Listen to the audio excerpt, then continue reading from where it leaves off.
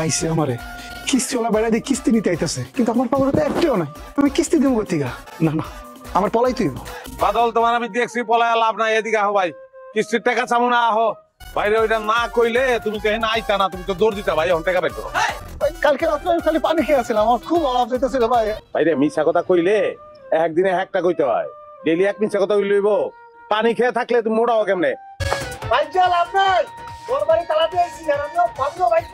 আমার ঘরের মানুষ এইসব বাটপা, তুই বাটপা হইলে কি প্রত্যেক মাসে 5 তারিখেই তো সমস্যা হয়, কি লিখা বেশি খারাপ।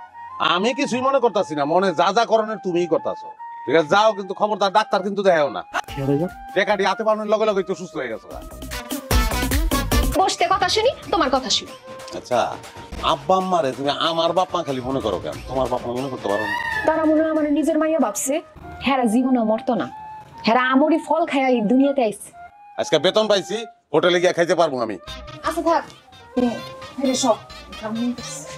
আমি আপনার পোলারে কি টাকা দিতে মানা করছি, বারণ করছি আমি আপনার পোলারে? বলা না আমার কথা কও, আমি তোমার প্রস্তুত। ভাত আনতে গিয়ে তুমি আব্বা আম্মার লগে ঝগড়া শুরু করছো না? তুই দাওস না তোর বাপ মা আমার কাছে ঝগড়া করতেছে, এখন তুই আবার পক পক করতেছস। এই যে আল্লাহকে 24টা ঘন্টা তোমরা ঝগড়া করো, হ্যাঁ তোমার কষ্ট হয় না? বাবা রে বাবা, বুইরার তেজ। আমার বাপ মা এমনি কথা কইবা না। আচ্ছা ঠিক আছে, আমি কইলাম তো এটা অন্যায় করে ফেলাইছি, বলেছে মাপ চাই, আমি কানে ধরলাম, তারা লাগতে মিলে চলে যেত। তুমি তো ভালো হইলে তুমি যাইতেছো না, কো কি 5,000 টাকা দিয়ে কি করবা? এটি বুঝবা না, আমার পার্লারে গেলে ওখানে 4,000 টাকা খরচ আছে, আর আমায় ফোন দিছিল হ্যাঁ 1,000 টাকা পাঠামো। রিকোয়েস্ট করছিলাম জন্ম দিতে, আপনি যে আমার জন্ম দিচ্ছেন, আপনি যন্ত্রণায় আছেন না আমি যন্ত্রণায় আছি, আমি ভালো করে জানি। বাড়িতে কেউ আছেন? এই ভিক্ষা নাই, মাফ করেন। ভিক্ষা চাইতে আহি নাই, আমি কিস্তির টাকা লেগাইছি। না ভাইজান, আজকে তো থাকবো, আপনার বই নয় আইছে, বাড়িতে গেছিলাম, সবাই মিলে ঝগড়া করতেছে তো, পরে আমি বাইরে এনে খাড়া রইছি। আমরা তোমার জন্য অপেক্ষা করতেছি, তুমি কেন মাটির নিচে পড়ে রইছো? উপরে আসো। জানেন সাহেব, এর পরিবারের সবাই তো খারাপ মানুষ। নাই যে মতিও বুঝছে সবাই খারাপ মানুষ, তোমরা বুঝো না, তোমার শরম নাই। আফ্রিকায় খবর নিয়ে দেখেন, জঙ্গলে বহুত মানুষ বাস করে, তারা কি খায়? টেকা পায় কই? একটু শান্তি দিয়েন। আমার লাগবো না, শান্তি লাগবো না কাকা, আপনি খালি কয়ে যান।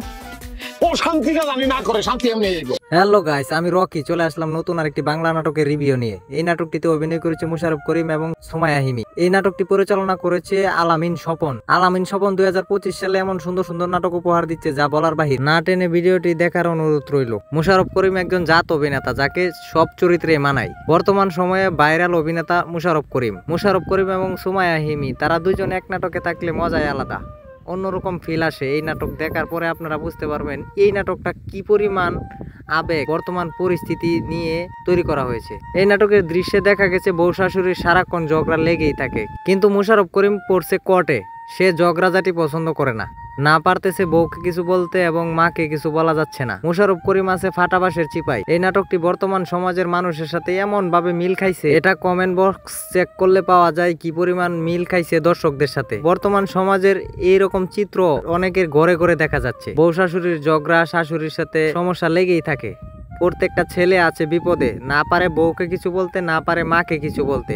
এমন একটা গল্প নিয়ে নাটক তৈরি করার জন্য ধন্যবাদ। বাস্তব সমাজের চিত্র তুলে ধরা হয়েছে এই নাটকটিতে, যা আপনারা পুরো নাটকটি দেখলে বুঝবেন। এমনকি আপনার জীবনের সাথেও মিলে যেতে পারে এই নাটকের চিত্র। বর্তমানে প্রত্যেকটা সংসারেই এমন ঝগড়াঝাটি লেগে আছে। এই নাটকের পরিচালককে আমি আবারও ধন্যবাদ জানাই বর্তমান সমাজের চিত্র তুলে ধরার জন্য। কি পরিমাণ জ্ঞান থাকলে এমন নাটক লেখা যায়। এই নাটকের লিঙ্ক আমার ডেসক্রিপশন বক্সে দেয়া থাকবে, পুরো নাটকটি দেখে আসবেন। ভিডিও তৈরি করতে আমাদের অনেক কষ্ট হয়, দয়া করে চ্যানেলটা সাবস্ক্রাইব করে দেবেন, লাইক কমেন্ট। আপনার একটা কমেন্ট আমাদেরকে ভিডিও বানাতে উৎসাহ জাগায়। ভিডিওটি কেমন লাগলো কমেন্টে জানাতে ভুলবেন না, চ্যানেলটি সাবস্ক্রাইব করে পাশেই থাকবেন। তো আজকের মতো বিদায় নিচ্ছি, আমি রকি। দেখা হবে নতুন কোনো ভিডিওতে নতুন কোনো নাটক নিয়ে। এই পর্যন্ত সুস্থ থাকুন, ভালো থাকুন।